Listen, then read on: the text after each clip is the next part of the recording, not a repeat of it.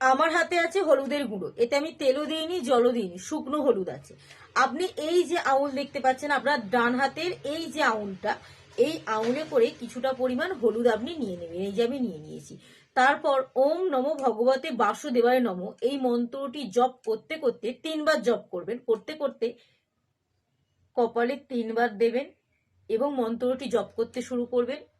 আপনি এখানে দেবেন 3 বার এবং আরেকটু কিছুটা পরিমাণ নিয়ে আপনি কানের পিছন দিকে 3 বার দেবেন। কিন্তু মন্ত্রটি আপনি 3 বার জপ করছিলেন, 3 বার কিন্তু জপ করতে থাকবেন। জপ করতে করতে 3 বার কপালে, 3 বার কণ্ঠে, 3 বার কানের পিছনে এবং 3 বার কিন্তু আপনি আপনার নাভিতে স্পর্শ করাবেন।